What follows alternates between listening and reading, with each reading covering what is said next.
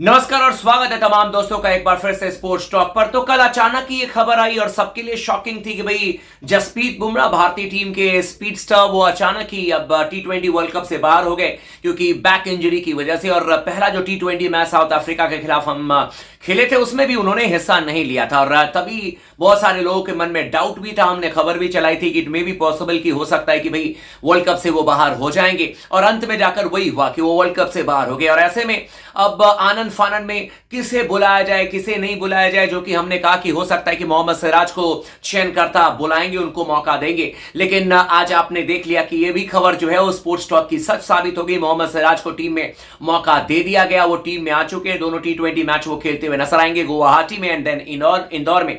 लेकिन बड़ा सवाल यह है, बड़े पिक्चर को अगर हम देखें तो टी20 वर्ल्ड कप में आपकी गेंदबाजी लाइनअप क्या होनी चाहिए। बार बार हम इस चीज के बारे में चर्चा कर रहे हैं कि किस कॉम्बिनेशन के साथ भारतीय टीम को खेलना चाहिए, क्योंकि आप देखें जसप्रीत बुमराह का जाना कोई छोटी मोटी बात नहीं है। आपके सबसे बड़े गेंदबाज अचानक ही टी20 वर्ल्ड कप से बाहर हो गए और ऐसे में सवाल यह है कि किस गेंदबाज को मौका दिया जाए। क्या बुमराह के जाने के बाद सिर्फ एक गेंदबाज को अगर हम चेंज करेंगे तो काम बन जाएगा, या बुमराह के जाने के बाद हमें कुछ और चेंजेस करने पड़ेंगे, कॉम्बिनेशन में कुछ परिवर्तन करना पड़ेगा। इसी को लेकर आज हम चर्चा करेंगे और आप भी अपने कमेंट जरूर कीजिएगा, बताइएगा कि क्या आपको यह कॉम्बिनेशन सही लग रहा है या नहीं लग रहा। आपके हिसाब से क्या गेंदबाजी कॉम्बिनेशन होनी चाहिए। हो सकता है कि आपके बल्लेबाज में भी किसी को सैक्रिफाइस करना पड़े।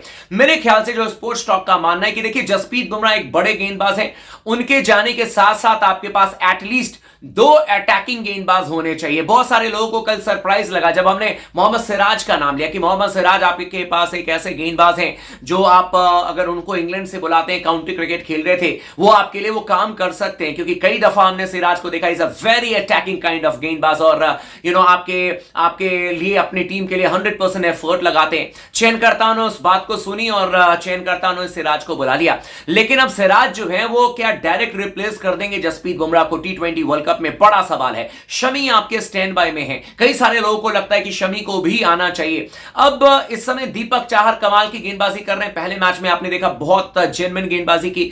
अर्शदीप सिंह एकमात्र ऐसे गेंदबाज हैं जो कि वर्ल्ड कप के 15 के स्क्वाड में तो हैं और वो इस समय सीरीज भी खेल रहे हैं। हर्षल पटेल भी 15 के स्क्वाड में है, वो भी इस समय साउथ अफ्रीका के खिलाफ सीरीज खेल रहे हैं। लेकिन स्पोर्ट्स टॉक का मानना है कि सिर्फ अगर आप सोचेंगे कि एक गेंदबाज बुमराह को रिप्लेस कर दे तो काम शायद नहीं चलने वाला है। फॉर एग्जांपल अगर शमी आ जाते हैं टीम में बुमराह की जगह पर और मान लीजिए कि शमी एंड देन हर्षल पटेल, अर्शदीप सिंह, भुवनेश्वर कुमार, ये अगर आपकी गेंदबाजी लाइनअप रही तो मुझे नहीं लगता कि वर्ल्ड कप में आपका कैंपेन बहुत अच्छा होगा। होने को कुछ भी हो सकता है लेकिन कमजोर नजर आएगी। इसीलिए स्पोर्ट्स टॉक का मानना है कि आपको कुछ हार्ड हिटिंग कॉल लेने पड़ेंगे और इसको समझना पड़ेगा क्या रीजन है। नंबर 1, आपको कोशिश करनी पड़ेगी कि भुवनेश्वर कुमार को अगर आप बाहर करते हैं, यानी कि जो स्क्वाड में है 15 के स्क्वाड में, अगर आप उनको स्टैंड बाय में भेज देते हैं तो उनकी जगह पर आप दीपक चाहर को इन करा लीजिए। इस बात को जरा गौर से सुनिएगा। दीपक चाहर को आपने इन करा लिया भुवनेश्वर कुमार की जगह पर, यानी कि लाइक टू लाइक रिप्लेसमेंट। आप भुवी कुमार वर्ल्ड कप से बाहर नहीं हुए, वो आपके स्टैंड बाय में चले जाएंगे। दीपक चाहर स्टैंड बाय से 15 के स्क्वाड में आ जाएंगे।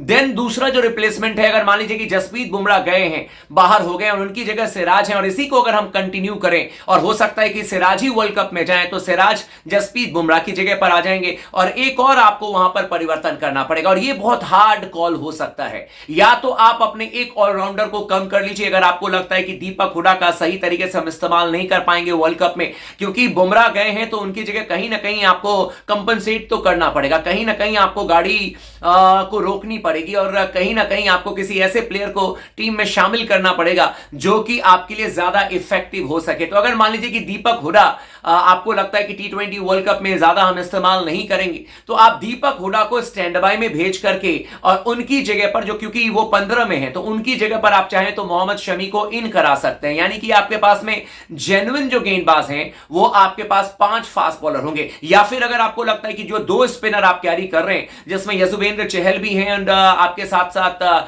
रविचंद्रन अश्विन भी हैं, अगर आपको लगता है कि नहीं किसी एक ही स्पिनर के साथ हम मैच में जाएंगे और अक्षर पटेल आपके लिए काम करेंगे तो फिर आप ये काम कर सकते हैं कि भाई दोनों स्पिनर में से किसी एक को आप स्टैंड बाय में भेजकर एक तेज गेंदबाज को इन करा सकते हैं, लेकिन मुझे लगता है कि मे बी पॉसिबल मैनेजमेंट जो है वो शायद दीपक हुडा को स्टैंड बाय में भेजकर किसी फास्ट बॉलर को लेकर आएगी, and that might be Mohammed Shami. तो फिर आपकी गेंदबाजी लाइनअप इस तरीके से हो जाएगी, मोहम्मद शमी, आपके पास में मोहम्मद सिराज, दो जेन्युइन फास्ट बॉलर हो जाएंगे। इसके अलावा अर्शदीप सिंह गेंद को मूव कराने वाले, हर्षल पटेल जो कि कटर्स डालने के लिए जाने जाते हैं, और साथ ही साथ दीपक चाहर जो कि गेंदों को स्विंग कराते हैं। यानी कि शुरुआती ओवर्स में दीपक चाहर और अर्शदीप सिंह आपके लिए काम कर सकते हैं। बाद के ओवर्स में अगर आप देखें तो सिराज, शमी जैसे गेंदबाज आपके पास में पॉसिबल मौजूद होंगे, एंड देन आपके पास में मौजूद रहेंगे हर्षल पटेल। तो आप इन 5 गेंदबाज में से किन्हीं 3 गेंदबाज को पिक कर सकते हैं या किसी 4 गेंदबाज को पिक कर सकते हैं। 5वें हार्दिक पांड्या, छठे आपके लिए अक्षर पटेल गेंदबाजी करते हुए नजर आएंगे, या फिर एक स्पिनर को अगर आप इंक्लूड करते हैं तो 3 इनमें से किसी तेज गेंदबाज को लेकर आइए। लेकिन स्पोर्ट्स टॉक का मानना है कि मोहम्मद सिराज, इसके अलावा मोहम्मद शमी, दीपक चाहर